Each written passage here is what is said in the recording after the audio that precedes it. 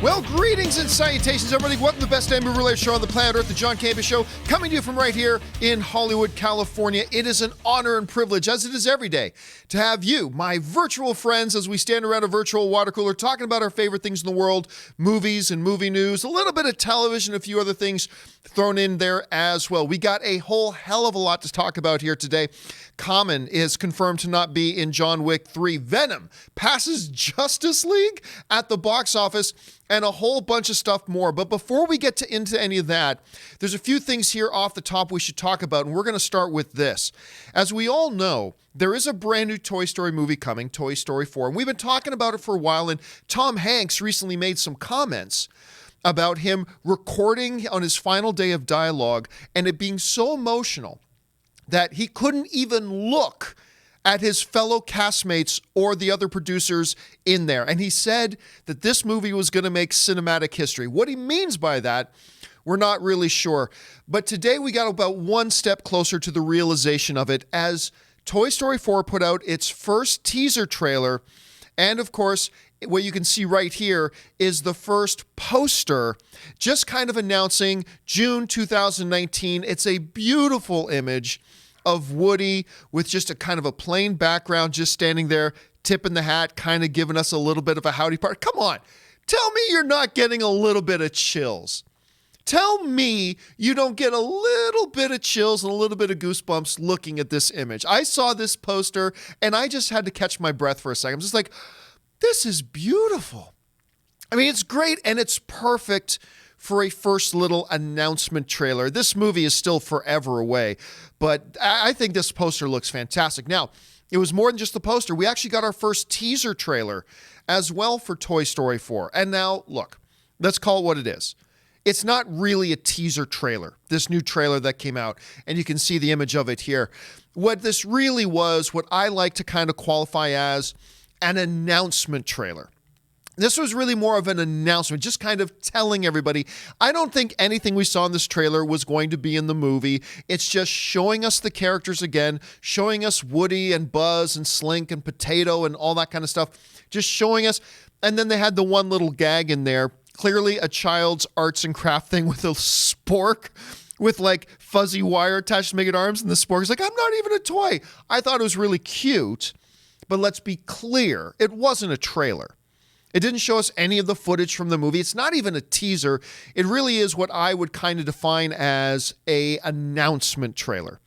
And as a little announcement trailer for a movie that is still basically forever away, I thought it was very cute. And there's that word that I made up, right? The tangibilization of the movie. We knew Toy Story 4 was coming. We knew they had a release date. We knew that Tom Hanks was recording. But when we finally, as fans, get to see it, right? We see the poster, we see the little announcement trailer. It just makes it very real for us. It's hard to believe there's another Toy Story movie coming, but it's just got one step closer. What did you guys think of the poster? I'm going to have that little announcement trailer. Jump down to the comments section below and let me know what you think. All right. There's another little thing that dropped here this morning. Speaking of upcoming movies, coming a lot sooner than Toy Story 4 is, of course, the next installment in the Transformers franchise, Bumblebee, which is dropping in that Murderer's Row release date of December 21st, same day, of course, as Aquaman and many other films as well. Bumblebee put out a brand new trailer, not a trailer, but they put out a brand new poster today that we get a look at here. Nothing remarkable to talk about here. Like, look, I will say this. You guys know that, like a lot of you, I lost all faith in the Transformers franchise. I have lost all faith in it. I think most of us have. I really liked that first movie. I thought that first Transformers movie by Michael Bay was great. It delivered everything I really wanted it to be. Maybe not everything, but it delivered enough that I thought it was great. And I had great fun with it. But these movies have gotten worse and worse and worse and worse as we've gone on, till finally that dumpster fire of a movie known as what was it, Transformers The Last Night? Is that what it was called? Last Night or something like that? Just awful. And I, for one, have lost all interest and all hope in this bloody franchise. Just no more interest at all. So why are we talking about Bumblebee? Well, for a couple of reasons. First and foremost is, of course, we've got the director of Kubo and the Two Strings. To some people, you might think, okay, we've got a new director. Big deal. No. What do you mean big deal? The director is the heart and soul of what that movie is. The fact that we're about to get a live-action Transformers movie for the first time not directed by Michael Bay, I believe that is a big deal. That is a significant transformation in this franchise. I believe, look, changing the directors is going to be the most responsible thing for giving us any kind of a difference between those garbage Transformers films, notwithstanding the first one, and what this Bumblebee movie could be. Secondly, the trailers have been great, and you notice that the director in the studio, they really did want to respond to some things the fans have been asking for, and we got those Transformer G1 kind of looks coming to the characters now, which is great. That's giving me a big kick. So we've got a little bit more enthusiasm for it. Some people are looking forward to Bumblebee more a little bit otherwise. Now, as far as this poster goes, nothing special. It's a stereotypical, very, run-of-the-mill, paint-by-numbers kind of poster that we've come to expect out of Hollywood. A couple of faces on there. To be honest, it looks a little 2004 to me, to be honest. Now, again, it's just the poster. That doesn't mean the movie's not going to be exceptional. Doesn't mean the movie's going to be bad, whatever. But it just nothing special to talk about here. So yay, new Bumblebee poster, but nothing really to talk about, so to speak. All right. With that stuff out of the way, let's get into our main topics. How do we select our main topics around here on the John Campea Show? It's really simple. You guys select them by emailing me your topics and questions to john@thejohncampeashow.com. That's john@thejohncampeashow.com. Make sure you put the word topic in the subject line. And as always, guys, keep those emails to 90 words or less. All right, with that out of the way, let's get to our first email today. And our first email today comes to us from Jinhal M, who writes, "Greetings to you, Mr. Campea." Well, thank you so much, Jinhal. "I love the John Wick movies. While I think the first movie was better than the second, I thought the Common character in the John Wick 2 was amazing, and I thought the fight between him and Wick was great. I just read that he won't be back in John Wick 3. Isn't this a missed opportunity?" All right, thanks a lot for the email, man. And yes, so what has happened here is that Common has come out, as you remember, his character in John Wick 2, and I agree with you. I thought Common's character in John Wick 2 was great. It gave John Wick very much a physical foil, somebody who could really and truly go toe-to-toe with him.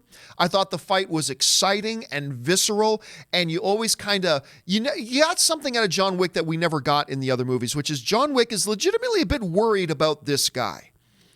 And that was an interesting thing to see, and I love the way the fight ended. It was so consistent with the character and with the tone of the movie. It was great.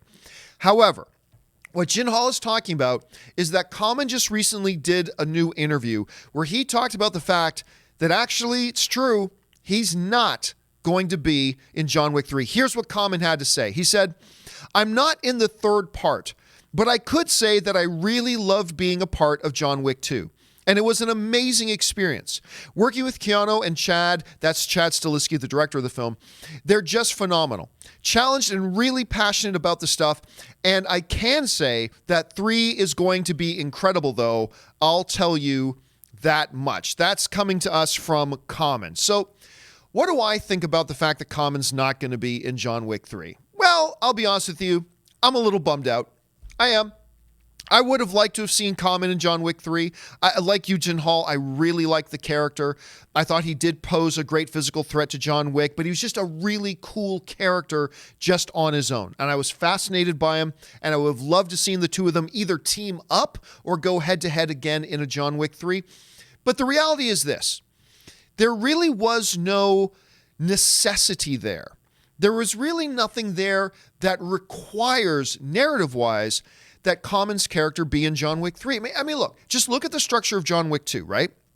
John Wick 2's story, we were traveling down this narrative path, and then something happened in the narrative path that required a character like Common's to be a part of it, and that was very natural. It was very organic to the story. That worked. Do we need that character back again Narrative-wise, does the narrative require that character to be back again? Well, on its surface, no. We don't really need him back. I mean, there's really no reason for him to come back here. And apparently, Chad Stahelski's movie doesn't require him as well. So, while on the one hand, I agree, I'm a little bit bummed we're not going to see Common. But on the other hand, look, we've already seen pictures of John Wick on a horse with a gun. That's enough. You've sold tickets right there. You've sold 5 million tickets just with a picture of John Wick on a horse with a gun. So there you go. Plenty to be excited about no matter what. But clearly, you didn't need to force him back in there. And my fear is, or at least what I should say as a film fan, what I'd rather them do is just not have the character there than force him in there just for the sake of having him there, even though the narrative didn't call for him. So I'm a little bit bummed out by it, sure, but at the end of the day, it's probably the right thing. All right, let's move on now to the next topic. And the next topic comes to us in the form of email number 2, and this email comes to us from Brian Davis, who writes, I had a chance to see Overlord yesterday, and I thought it was insane. Really intense, really exciting, and just the right amount of horror in it too. I think it's one of my favorite movies of the year so far. Have you had a chance to see it yet? And if so, what did you think? Well, as a matter of fact, I was a little bit late to the party, but me and a buddy of mine did go out finally to see Overlord, or what I like to call Wolfenstein 3D, the movie, because that's totally what the trailers have looked like, right? Anyway, I had a chance to go see it the other night, and this came up on an open mic yesterday, but you used the same word that was used on open mic yesterday and that I used myself coming out of Overlord. Intense. This movie is intense. Now, this movie played at some festivals earlier, and we heard great positive word of mouth coming out from it. But the question remained, like, is this big positive word of mouth coming because of just as at the festival, and you get this great festival feel and this great festival environment, and that's why everybody's excited about it? Or is it legitimately good? I'm going to tell you what, this movie is legitimately good. This is a fun, intense, exciting, a little bit crazy, a little bit wild kind of a movie. But let's go back to that word that we've been using a lot, intense. This movie has no filler. You've heard that saying before, all thriller, no filler. That is Overlord. This movie does not waste a single second of screen time. It has a fantastic pace to the movie. You always feel the cadence of the film moving along. And that is often one of my big complaints in a lot of movies is even great movies, sometimes there's pacing issues and whatever. I thought the pacing in Overlord was great. And the movie starts, you've seen it in the trailers, with them in the plane as their plane's being shot at and bullets come through. That's the start of the movie. That's where this movie begins. It starts right there with that scene, and it's that kind of heart-pounding intensity in action that just goes from the beginning of the film right through to the end. And even the moments that the movie pauses, to fill in narrative, to give us a little bit of direction and a little bit of information about what's going on, even then you felt the pace. It just felt like the filmmakers behind Overlord never wasted a single moment of their screen time. They realized, we don't want people to start getting bored. We don't want to drag. We want to get them on the edge of their seat. And whether we got them on the edge of their seat because of action that's going on or because of story information we're giving them, we always want them on the edge of their seat. And I felt like Overlord developed that. Now, let's talk about the narrative for a second. Is this narratively the most solid foundation of a story we've ever had? No, not really. As a buddy of mine said coming out of theaters, who also had a great time in the movie, well, is the story super solid? Hey, look, zombie Nazis. I mean, so, that's basically what you're getting with Overlord. So, no, it's not the greatest narrative. But they took the narrative they had, they understood what the centerpiece of it was, Nazi monsters, and then they rolled with it. And they did it at a fantastic clip. They did it with great pace. They had some funny moments, exciting moments, some gruesome moments. Now, you're mentioning it's one of your favorite films of the year, and I'm hearing some other people say that. I'm not going to say that myself. I don't put Overlord like in my top 5, top 6, top 7 films of the year, but it's a fun film. It's really well done. It's exciting, gruesome, all the things you were looking for and hoping to see out of this movie as a result of the trailers. It delivers. This really is a movie that is completely tonally consistent with its trailers. What you see in the trailers is what you get in the movie, and they don't even show the best parts of the movie in the trailers, which is really nice to see because we know a lot of films have stumbled over that. But I enjoyed it a hell of a lot. I think you're going to enjoy it a hell of a lot. It's in theaters now. Rush on out and see Overlord. I think you're going to have a good time. All right, with that down and out of the way, let's move on now to our third email today. And our third email today comes to us from TJ Vance, who writes, do you think the current war, that's the name of the movie of Benedict Cumberbatch, The Current War, do you think the current war will ever see the light of day? I was looking forward to seeing the film because the film stars two of my favorite actors in Benedict Cumberbatch and Michael Shannon. However, the film is/was owned by the Weinstein Company and has not been released since the company dissolved. All right, thanks a lot for the email, TJ. And yes, some of you guys might remember that over a year ago, we started getting trailers for The Current War. And it's a look at Edison, Westinghouse, Tesla, and the whole formation of the electrical grid and the cutthroat combat that went on between these entities trying to dominate the world of electricity. I thought the trailers were solid. It looked like a potential awards-winning kind of film. It looked like one of those Oscar bait movies. The cast looked impressive, all this kind of stuff. And then the trailer came out. The movie was supposed to come out in November of 2017. The movie was supposed to release in September of 2017. That clearly never happened. It played at some festivals last year. Great. And then everything with the Weinstein Company went down. And we don't have to go over everything about the Weinstein situation again. But that put a lot of films into turmoil. That, and there's another little film, by the way, called Polaroid. That little horror movie. Remember we were seeing trailers for that? Like, feels like 2 years ago. And that one just kind of got washed away in the flood of all the Weinstein controversy as well. We never saw the light of day. Well, in asking about are we ever going to see this thing, as a matter of fact, there is a story right now in the Hollywood Reporter that just came out in the last couple of days, actually clarifying that, yes, we are going to get this movie put into theaters, specifically into the foreign markets.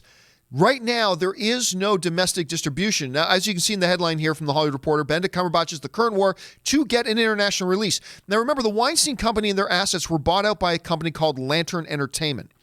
So Lantern Entertainment and another company called 13 Films have gotten together, and they're going to distribute the Harvey Weinstein tainted Thomas Edison biopic, as well as the unreleased little horror film Polaroid.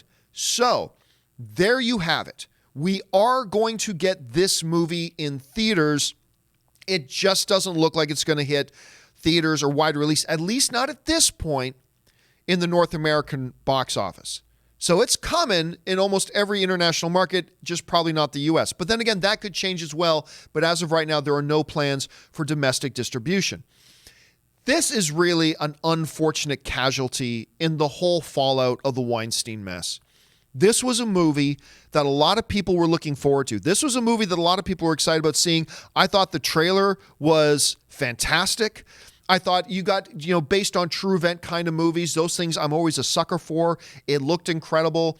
And then the whole crap hit the fan situation. And unfortunately, this movie was one of the casualties of that war. So that's too bad. But at least it is coming now. So maybe they'll get a domestic distributor as well. Maybe not. But even if they don't, at least we know now there's probably a roadmap in place. There's probably a roadmap in place here that at least we're going to get this thing on home video pretty soon. So it'll probably get its international release, and then once they do that, we'll get a chance to see it. And look, it's not just Benedict Cumberbatch. The cast of this movie is insane. Obviously, you got Benedict, you got Michael Shannon, which is incredible. You got Catherine Waterston, who right now is in Fantastic Beasts. She was in the most recent Aliens movie as well. She's great. You got Nicholas Hoult in there.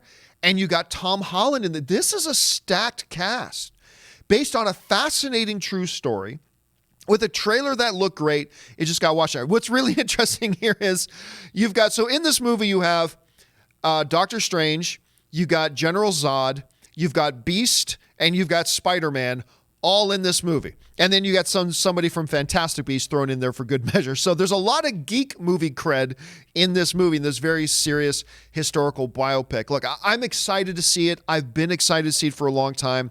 So even though I don't know yet when we're going to be able to see it, I'm at least happy that there seems to be a plan in place and there seems to be some progress being made to getting us this movie so we can finally see it. So I'm looking forward to it. What do you guys think? Are you guys looking forward to this movie? I know I am. Jump down to the comments section below and let me know your thoughts. All right, let's move on now to the final email of the day. And the fourth and final email today comes to us from Omar, who writes, well, it happened. Venom just surpassed Justice League in the box office after earning $111 million in its opening weekend in China, second biggest comic book movie opening, only behind one little movie called Infinity War. Crazy. And yep, you're right. It's crazy. And look, let me call this out right now. When Venom crossed 500 million, a bunch of people asked me on the show, John, do you think it could catch Justice League? And I'm like, well, look, I know it's still coming to China. But no, I don't think it's going to catch Justice League. It's going to make money in China, but I don't think enough to catch Justice League. Well, here we are. It caught and surpassed Justice League. Justice League, of course, made around $650 million. Venom is now up over $670 million. Now, if you had told us all a year ago, or a year and a half ago even, that, hey guys, these two little movies coming, Justice League with Batman, Superman, Wonder Woman, Flash, Cyborg, Aquaman. This little movie called Venom, without Spider-Man in it, is going to make more than Justice League. Y'all would have laughed. I would have laughed. I would have laughed hysterically. Didn't think it could happen. Just up to a week ago, I still didn't think it would happen. I thought it could get close, but I didn't really think it would catch it. And now it has surpassed it. But listen, before we poo-poo on Justice League too much about this, fact of the matter is, with creeping up on $700 million, Venom has caught, surpassed, and is catching up to a lot of comic book films. It's not just Justice League. Now, I understand why we all kind of focus on Justice League, but the reality is this. Look at this. Obviously, the number one and number two comic book movies of the year, box office-wise, are Avengers Infinity War and Black Panther. Okay, so we know that. But let's look at the 3, 4, and 5 movies now. Venom, of course, has made $673 million. It's going to make more. It's now opened in every market, basically, so it's not going to make much more, but it is going to make more. At $673 million, it's already passed one of the Marvel films this year. It passed Ant-Man and the Wasp, that had a great showing at $622 million, and it was coming on the heels of Avengers Infinity War. Venom has passed that and many other Marvel films. But let's look at one of them in front of it. Deadpool 2, right? It's sitting in the number 3 spot for comic book movies at the box office this year. It's made $734 million. I'll tell you what, it's possible Venom could catch Deadpool 2. I'm not saying it's likely, but it's possible. We're sitting now in a reality where this Venom movie could potentially catch Deadpool 2. So before we get all negative about the Justice League situation, and it is an unfortunate negative for Justice League that a Venom movie without Spider-Man caught and passed it, let's focus on this. Look, the success of Venom here needs to be front and center to our attention. This Venom movie that everybody said, oh, this movie's gonna bomb. You can't do a Venom movie without Spider-Man. No one's going to see this. This movie's going to tank. Past Ant-Man and the Wasp, could very well pass Deadpool 2, massive hit films. And look, when we're talking about the Justice League situation here, there is obviously the temptation for us to really think that the moral of this story is the lack of success for Justice League. Oh my gosh, Venom caught it. That really highlights how bad Justice League did. And there is some truth to that, sure. Justice League is a movie that should have made $1 billion in its sleep. It should have been a potential $2 billion film. Warner Brothers and DC's answer to the Avengers with some of the most important and iconic superheroes in history, Batman, Superman, Wonder Woman, Flash, Aquaman, you got Cyborg in there for good measure. That is a movie that in its sleep should have made $1 billion and should have challenged at least for the $2 billion mark. Instead, we're talking about a movie with Venom and no Spider-Man that actually did more than it. But here's the question I have for you guys. And this is today's question of the day. The question of the day for you guys is simply this. What is the real story here? What should we be focusing on in this whole scenario of Venom passing Justice League? Is the real story that we should be focusing on the lack of Justice League success? Or is the real story here that we should be focusing on the unbelievable, unexpected success of Venom? Venom passed Justice League. Is the story, oh my gosh, look how successful Venom is? Or is the story, oh my gosh, that just highlights again how bad Justice League did? Now, I'll tell you what I think. I think the real answer here is the success of Venom. I think that's a story we should be focusing on rather than the lack of success for Justice League. But I want to ask you guys, what do you guys think? The question of the day is there. How do you answer the question of the day? It's simple. Go to my Twitter page. That's simply just John Campea. That's my Twitter handle, just simply @John Campea. You can see it right there. Go to my Twitter account. It's the top post on my Twitter account right now. It's today's question of the day, and it's a simple question. What's the story we should be focusing on? Venom's success or the lack of success for Justice League? Register your answer, and then near the end of the show, we will go over to that page and we will see where things are at, and we'll talk about that, and we'll catch up with that near the end of the show. All right.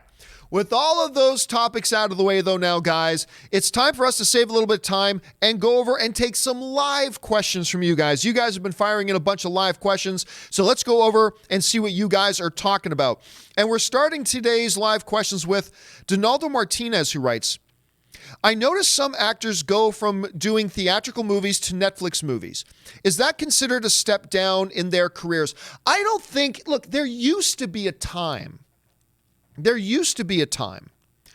when an actor doing television and then going to do, or doing a movie and then going to do a television show was considered a step down. That's not the case anymore. Television and the type of programming they do and the types of stories they tell have evolved to the point now that, a big actor in movies, it's not a step down going and doing television. Netflix stuff, with the explosion of Netflix production, is not really considered a step down, I don't think. Look, Michael Douglas once told me, hey man, I'm a working actor. I'm an actor for hire. You have a job that requires an actor? And you're paying what I think is okay, I'll go and do the job because that's my job. That's what I do. I'm an actor for hire. And that's what most of these actors are. And I think we're getting to the point where it was a big difference. I think today we are more leaning towards the idea that actors just want to act. Actors just want to get in front of the camera and apply their craft. They just want to act.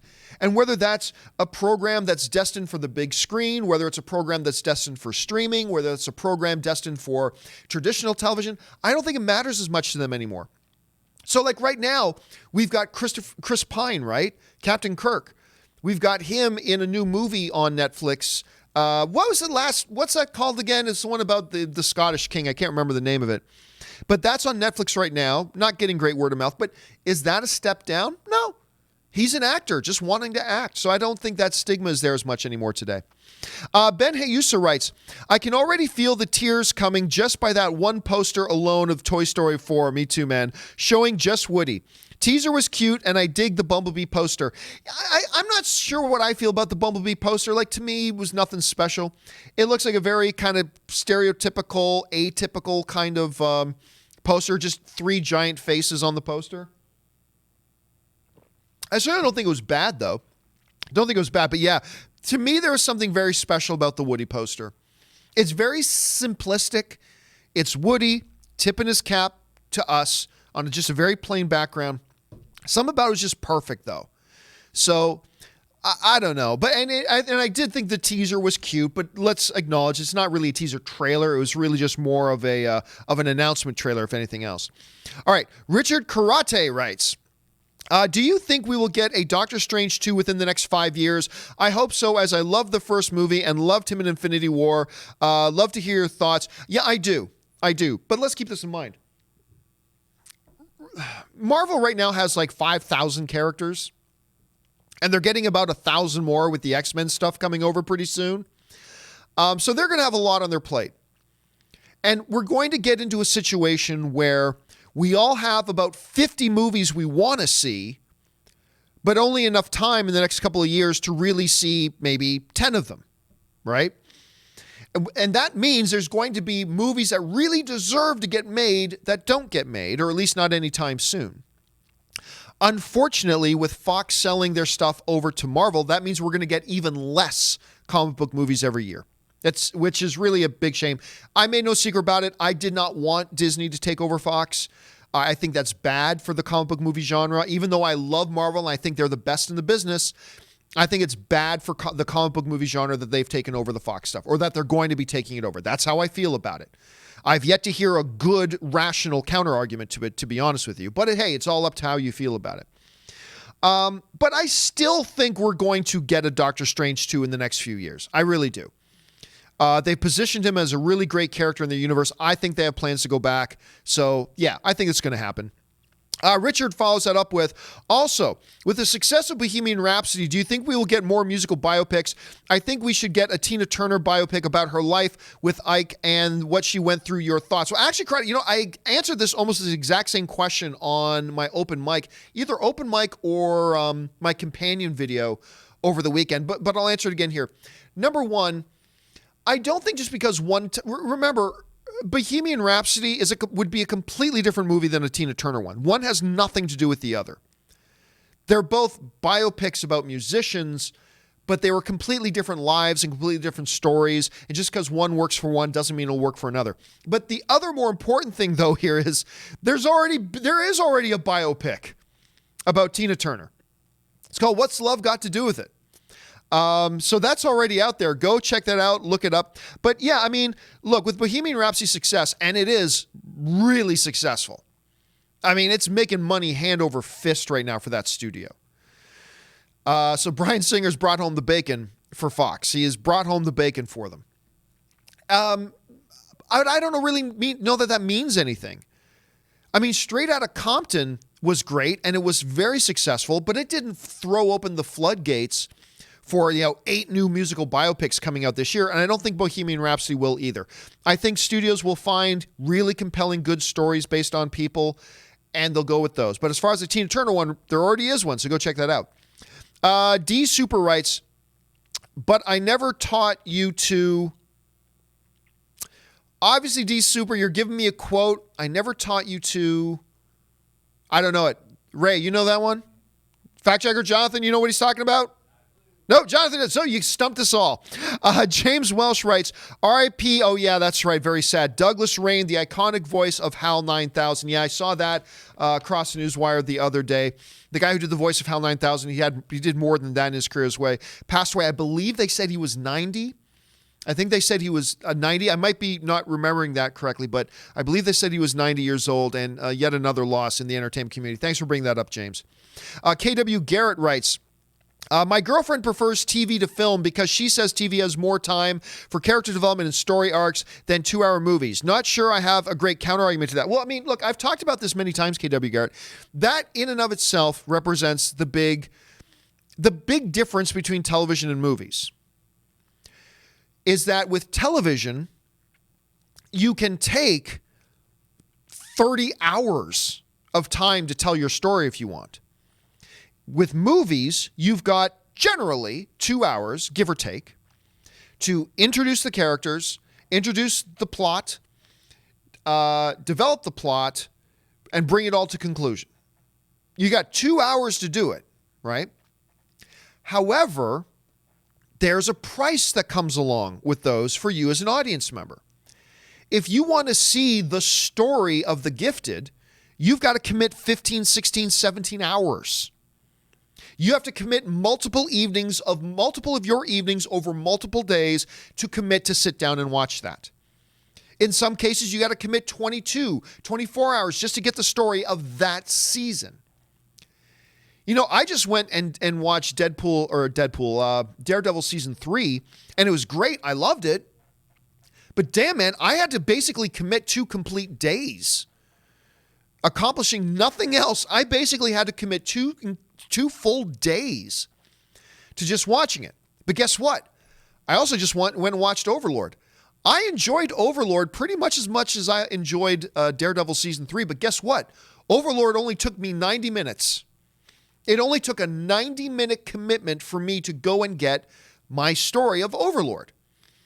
With Daredevil, you can do a lot more because of the time frame, but the price tag is also much, much, much higher. You have to commit a hell of a lot more of your time. So that's how the two things balance them out. That's why movies and television are two completely different things. You know, me, myself, I'm a movie guy. I like the art. I think it takes a lot more skill, to be honest with you. I think it takes a lot more skill to make a movie. Because you got to do all of that and you've got 2 hours. Give or take, you've got 2 hours to do it all. I think that's a hell of a lot more challenging than doing it when you've got all the time in the world that you need to tell your story. You can do everything you want to do. So me, myself, I'm a little bit more of a movie guy, but the quality of television in the last few years have gotten better and better and better, and it's just great. So, hey, if your girlfriend prefers one thing, nothing wrong with that. I prefer movies, but that's just me. But they are two totally different things that have different upsides, but also have different downsides, and it all depends on what works best for you. But me, I just enjoy them both. All right. Tucker Flynn writes, are you a Moon Knight fan? I just read Trial of Moon Knight comic. Seems like a great character for a Daredevil-style series. Any new characters you're hoping for? Well, I don't know. The whole new characters thing, look, there's 5,000 different comic book characters out there that I like, and who knows what's going to come. As far as Moon Knight goes, I read a little bit of Moon Knight until I started hanging out with Robert Meyer Burnett. And of course, Robert Meyer Burnett does the Weekly Hero with me. By the way, if you've not seen the most recent Weekly Hero episodes, you should. We're in our new studio. We've been having a great time. Robert Meyer Burnett talks about Moon Knight all the time. He's your guy who really wants it. So because of him, I started reading more of it. So I'm a Moon Knight fan, but I'll be honest with you. I would have several others I'd want before Moon Knight. I think there are several other characters I think would be more compelling, but that's just me. But oh my gosh, if Robert Meyer Burnett was right here, he'd be going just like ape nuts right now. Because he loves Moon Knight. He's been wanting and calling for a Moon Knight series for a long time. Cobra writes, have you seen the new Leica movie Missing Link trailer? I have. I'll be honest with you. Didn't love it. Didn't love the trailer. Now, because of the studio, I am anticipating it's going to be a good movie. But I got to admit the trailer didn't do much for me. Just being honest with you. And you know, there are some people, if you say you don't like a trailer, other people interpret that as you saying, oh, you're saying the movie's not going to be good. No, I'm not saying that. I have full faith that the movie's going to be good because of the studio. But I got to admit, the trailer didn't really work for me that much. That's just me being honest. But hey, we've seen lots of great movies that had trailers that weren't great, right? We've seen that happen all the time. I have no doubt that's the situation here. All right, BMC writes, Aquaman runtime revealed at 143 minutes. Thoughts, 2 hours, 23 minutes. I don't know. Seems a little long, but it's impossible to have a real opinion when I don't know the story of the movie. 2 hours and 23 minutes might be the perfect length for this film. 2 hours and 23 minutes might be way too long. 2 hours and 23 minutes might feel like it's too short. I mean, it's impossible to gauge an opinion until you see the movie. Yeah, off the top of my head, it feels like it'd be a little bit long for the type of movie Aquaman seems to be, but that might not be the case once we see it. But we got to see the movie to really judge if the runtime was the right runtime for it or not. You know, I looked at the runtime for the new Grinch movie, and I'm like, oh, come on, that's kind of short. Because I think it's under 90 minutes. When you take out the credits, I think the Grinch is like under 90 minutes. And I remember looking at that and thinking, okay, this looks kind of short. But then I saw the Grinch movie, and while the movie's not great, it's the perfect runtime for that movie. Perfect runtime for that movie. Overlord also clocks in right around 90 minutes, which at first you might think, oh, but the movie looks awesome. 90 minutes is too short. Nope. It was perfect for that movie. Maybe we'll feel the same way about Aquaman. Maybe 2 hours, 23 minutes is perfect. Maybe it'll feel like it dragged in some places and it should have been shorter. Or maybe it'll feel like, damn, man, they should have added about 10 more minutes to that. So you just can't have a legitimate opinion about the runtime until you see the movie and know how it matches up with it. So, but December 21st is getting close, guys. You know how excited I am about Aquaman. Alex Pitt writes, the Toy Story 4 announcement trailer was so funny. Yeah, the spork thing was cute. Again, I have no doubt that is not a scene from the movie. I have no doubt about that. It's just showing us the characters again. By the way, did anybody else feel a little tug on their heart when Potato Head came on? Because, of course, we recently lost Don Rickles. I had a little sad pang there knowing that he's not with us. So I'm really curious who they're going to have. Now, we've lost a couple of the key Toy Story voice actors over the years. Slink Dog was, what was Jim's Varney? Is that how you said it? Was it Jim Varney? The Hey Vern guy, right? So he passed away a long time ago. So we've had one or two movies without him. And Don Rickles recently passed away, which is too bad. So that was a little tugging on the heartstrings there as well. Paul Baranek writes, it's hard for me to understand why my taste in movies is. I'm as hyped for Robert Eggers' upcoming horror art house film with Robert Pattinson as I am for Into the Spider-Verse and the new Dragon Ball movie. Well, hey, look, all film is subjective. Look, I'm not looking forward to the new Dragon Ball movie at all. And until recently, I haven't even been all that into the Spider-Verse. Movies are subjective, man. Different movies are art, and art hits individuals in different ways. You know, you see a piece of art. The Ray's letting me know I missed one. How far back? Just one up. One up? Okay.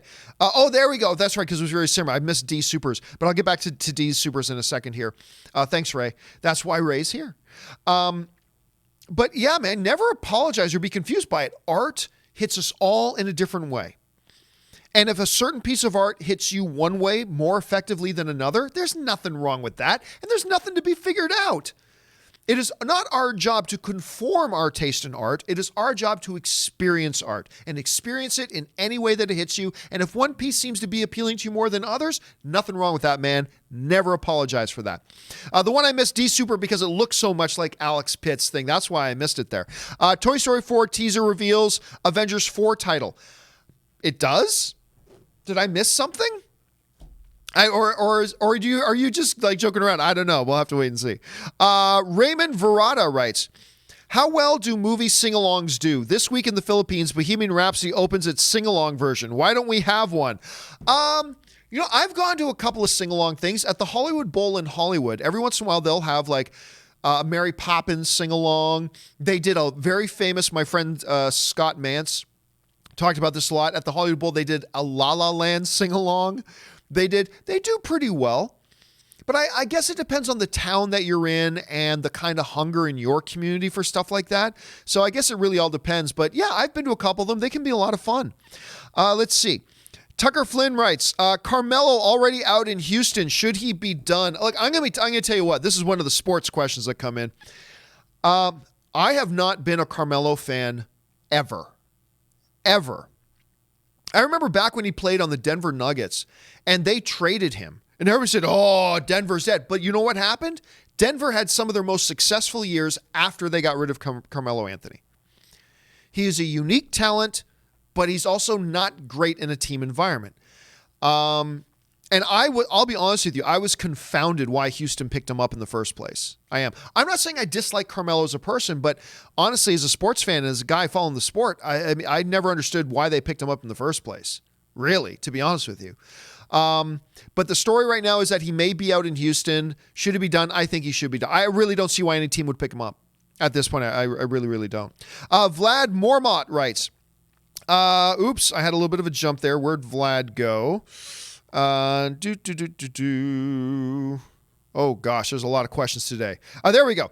Vlad Mormont writes, from Russia with love, John. Well, thanks so much, Vlad. Come visit us in Moscow. Dude, I have always wanted to visit Moscow. I've always wanted to visit Russia. I really always have. I never have had the chance. Some news today. Venom became the #1 box office hit of 2018 here in Russia, surpassing Infinity War. Is that right? Really? Wow. Again, it just goes towards my whole thing here that I think the story of the day here is the success of Venom more than anything else. Became the #1 film in Russia over Infinity War. That's great. I wonder if that's happened in any other markets as well. I'd have to look that up. Thanks for the info, Vlad. Rami J. Royster writes, hearing about Defy Media, like to know more. I honestly don't care. I don't care. For those of you who have not heard, Defy Media, which is the company that used to own like Screen Junkies, they haven't owned Screen Junkies for a couple of months. They sold off Screen Junkies a couple of months ago. But Defy, which also owns Smosh and they own Clever and things like that, they up and out of nowhere closed down. I talked about this on my open mic yesterday. It's a wake-up call. A lot of people think this whole new YouTube model, it's like, oh, it's also so successful. No, there's a veneer of success on the surface, but underneath it is a very shaky foundation. And guess what? This Defy thing is not going to be the first we hear about stuff like this. There's going to be, in the coming couple of years, there's going to be more and more things that you would think are giant, untouchable YouTube companies and everything that are going to shut down. It's unfortunate, but it's kind of part of the reality. But anyway, since they didn't own Screen Junkies anymore, I really don't care. I really don't care all that much. Let's see. Michael Croson writes, will we ever get a biopic of Stan Lee from Marvel? That's possible. I don't know if it'll be from Marvel. If anything, I would suggest Marvel should not be the ones to do it. I would suggest that Marvel, it's too close to home. It's too biased, to be frank. I think Marvel doing it would be too biased. If anything, I think somebody, not that I don't want a biopic of Stan Lee to just focus on all the bad things about Stan Lee, but I got a feeling if Marvel did it, it would really gloss over everything and just make him out to be squeaky clean, super shiny superhero. Now, look, everybody knows I love Stan Lee, but if you're going to do a biopic, do a biopic. And I don't think it would be appropriate for Marvel to be the one to do it. At least you'd have to know going into it, this is not going to reflect reality at all if you do. So I think somebody else should do it. Mike McHale, but I would love to see one. I would definitely love to see one. Mike McHale writes, could Bucky/Falcon show take place between Cap 2 and 3 with Sam trying to find Bucky and Ultron? Falcon tells Cap he's still on his missing persons cape. No, I don't think so. I mean, that's kind of been brought up and suggested before, but it's clear Bucky and Falcon did not have a real pre-existing relationship before the events of Captain America Civil War. So no, I really don't think there's much of a possibility for that. I think this is going to take place after the events of the upcoming Avengers 4. That's when this story is going to take place. So we'll see what happens there. But no, I don't think there's much of a chance. I mean, anything is possible in this business, but I really don't think that's what they're going to do. Rami J. Royster writes, thoughts on the trailer for Nicole Kidman's Destroyer? Amazing. That trailer is like a punch in the face. I mean, it's heavy, it's solid, and I'm hearing from a couple of people who've seen it. I have not seen Destroyer yet. And if you have not seen this trailer, look it up on YouTube. Look up the Destroyer trailer, and no, it's not about that Destroyer from Odin's Vault that Thor had to fight in the first Thor movie. It is not that Destroyer. But the movie, she plays a cop. It looks insanely good. I cannot wait to see it. If you have not seen it, check it out. James Bonner writes, I've heard about Cinemia doing something called ghost editing their terms of service and not informing customers of the changes and leaving the date the same on the site. What gives? I don't know. I mean, I really don't use Cinemia all that much anymore. I still have my card, but I don't use them much anymore because I live right beside a giant AMC theater and I have my AMC A-list. But I've received updates of terms from Cinemia. I don't know anything about that. So, yeah, I haven't seen anything that confirms any of that.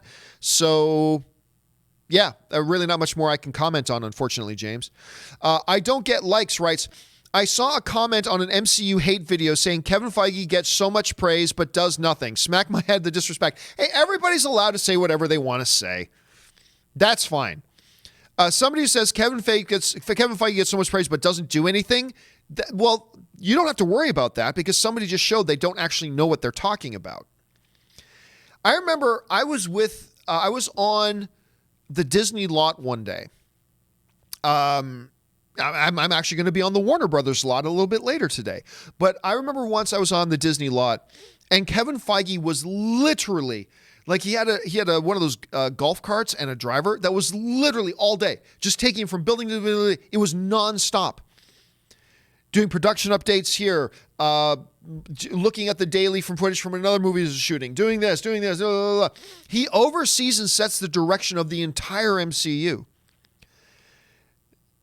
And this is why, actually, when a lot of people complain, studio interference, like they'll talk about like Warner Brothers movies, say, there's just too much studio interference. Warner Brothers does not interfere in their DC movies nearly as much as Kevin Feige does in the Marvel movies. The difference is the Marvel movies you all like. Winning cures everything, right? We don't care. We won't even talk about the studio interference because Kevin Feige is the studio. We don't talk about the studio interference in the Marvel films. Why? Because the Marvel films win, and winning cures everything. So we don't talk about that then. But when a movie comes out that we didn't like as much, and I like all the DC movies, but a lot of you guys didn't, and that's totally fine. But when a movie comes out that we don't like as much, then we talk about all the problems. Ignoring the fact that those things happen at that other studio even more, but it works better over there, and winning cures everything.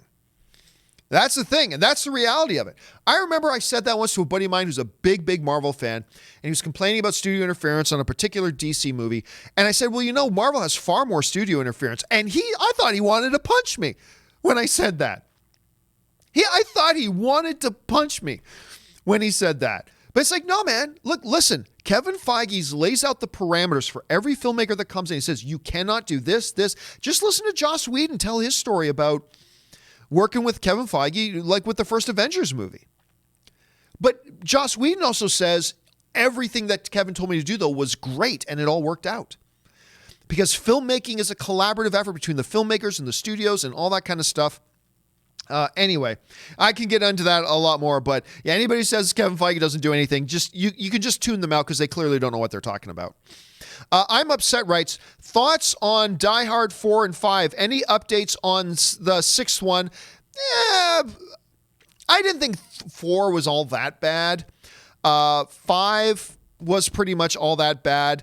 And look, we talked, some Die Hard stuff was in the news recently. We talked about the fact that it's going to kind of time jump. There's going to be a story that takes place both 20 years ago with a younger John McClane and present day with our existing John McClane with Bruce Willis. And it's going to kind of go back and forth as kind of like an episode of Arrow. Arrow tells a story partly in the past, and then it comes up, shows how it's relevant to present, back and forth, back and forth. They're kind of going to do that with the new one. At least that's our understanding at this point, with a young John McClane and an older one. All right, let's move on here. Geo writes, all we hear is Radio Gaga, Radio Goo Goo, Radio Gaga. In Bohemian Rhapsody, when they sing that, first of all, if you've never watched the Queen performance at Live Aid, jump on YouTube and watch the actual thing. You will be amazed, number one, at how closely the movie sticks to it, but number two, just how amazing it was. It's considered to be one of the greatest musical performances of all time, and that was one of the songs that, all we hear is Radio Gaga. I mean, it's great. And you know what? It's a profound song. If you actually read the lyrics of the song and read some stuff about the song, it's a profound piece.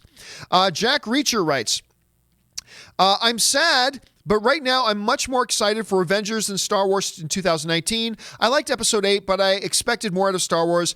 It's not just another movie. Hey, look, everything goes in ebbs and flows and tides. You should not feel it all bad at all. First of all, Disney is sitting back going, thank you, regardless which one you prefer or looking forward to more. They're both Disney, and Disney's just going cha-ching every time we mention either one of those properties, right? Anyway. Don't feel bad about that. I mean, right now, coming out of, this past year, let's call it what it is. Avengers Infinity War was a better movie than Star Wars 8. It just was. I mean, it's all subjective. You may disagree, and that's fine. But for a lot of us, Avengers Infinity War was the better movie. To some people, clearly the better movie. I appreciated Star Wars Episode 8, but even I'll tell you, Infinity War was the much better movie. in my opinion, at any rate. So that's the current momentum. Now, you back up a few years, and you got The Force Awakens, and no Marvel movie has ever made as much as The Force Awakens made. And I don't think Avengers 4 will either. But I think you're going to find a lot of people this year, right now, that are more looking forward to Avengers 4 than Star Wars Episode 9, because the last installments of both, clearly the last installment of Avengers was better than the last installment of Star Wars. Again, understanding it's all subjective, maybe you disagree, and that's cool, but for a lot of us, it was a pretty clear-cut winner out of that. So that's got the momentum. So it's not crazy at all to look more forward to one than the other. But guess what? Avengers 4 could suck. Star Wars Episode 9 might be awesome. And then we might feel completely the opposite for the next Marvel movie and the next Star Wars movie. It ebbs and it flows. It rises and it falls. But don't feel bad about it either way, man. It's completely understandable. All right.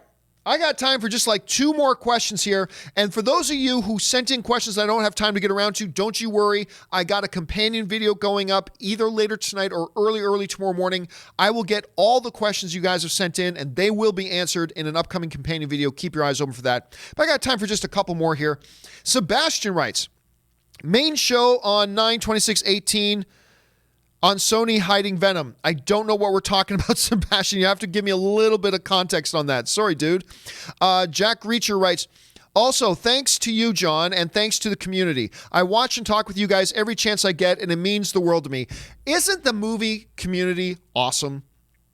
I talk about it all the time. I'll talk about it every day if you give me the chance. Being a part of the online movie community is incredible. We get together, talk about our favorite crap, have a reprieve from whatever other crap is going on in our lives, get together, have a smile on our face, talk about some fun stuff, and then go back to the real world with a refreshed mind and a better perspective. It's great. And I'm always like, when I say, listen guys, when I open my show every day and I say that crap about it's an honor and privilege to have you guys join me here today, it ain't BS. I am always cognizant of absolutely what an honor it is that you guys would come hang out. And what a privilege it is that all of us as movie fans can have to get together and do this. Every freaking morning that I get up to do this show, and Ray works his ass off, and Jonathan works his ass off, and every day that we get to do this show is a freaking honor and a privilege. It really is. And I have to pinch myself that we get to do it every day.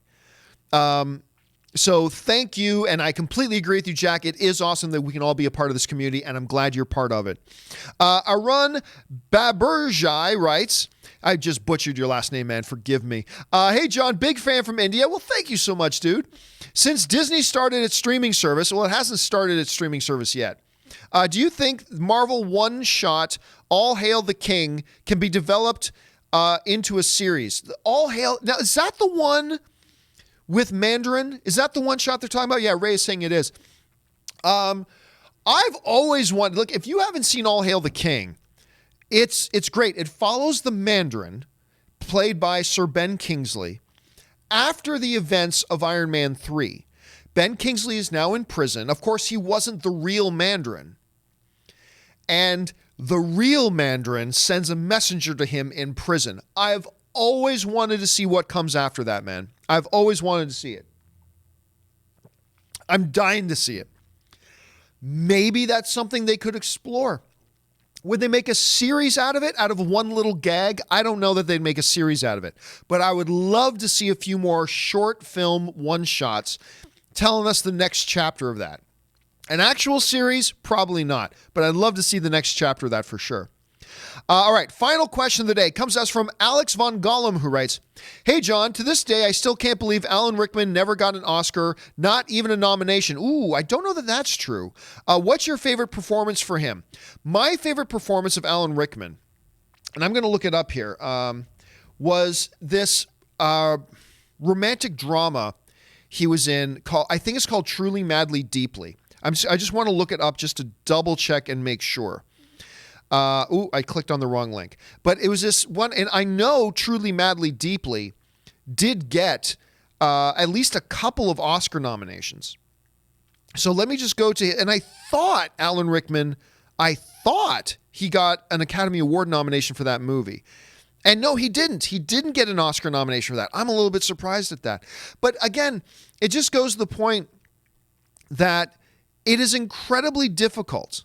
I mean, he got a few BAFTA nominations, like for Michael Collins' Sense and Sensibility. Oh, Robin Hood, Prince of Thieves, where he was the sheriff of Nottingham. Oh, and in 1992, he did get a BAFTA nominee for Best Actor for Truly, Madly, Deeply, but he didn't get an Oscar award for Truly, Madly, Deeply. I thought he could have got for that. That is my favorite performance of his.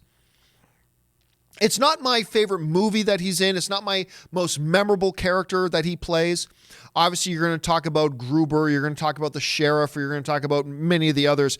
God, how great was he in Galaxy Quest? By Gipthaw's hammer, I shall avenge thee. He's so great. But Alan Rickman's career is a great example of just why I love the Oscar so much. It's so freaking impossible to win an Oscar. It's so difficult. Because you can't just be great. You got to be one of the 5 best that happened that year. And if you give the performance of your career that would have won the Oscar last year, but this year there just happened to be 5 other dudes who are just a little bit better this year, then you're screwed. It is one of the reasons why I love the Oscar so much and why it is so challenging and so difficult. But it's weird. Yeah, I have just always assumed, I've always been under the mindset that Rickman got a nomination for Truly, Madly, Deeply, but apparently he did not. So interesting, no, but what a career. What a career. From Harry Potter, Die Hard, The Sheriff. Why a spoon, cousin? Because it'll hurt more. I mean, my room, 8 o'clock, and you, 8:30, and bring a friend. One of the greatest lines ever. I might actually like Alan Rickman's Sheriff of Nottingham more than Gruber. I might like his Sheriff of Nottingham more than I like his Die Hard character. Seriously, I just might. They both have incredible lines. He was so good. And what a loss. What an absolute loss that Alan Rickman was.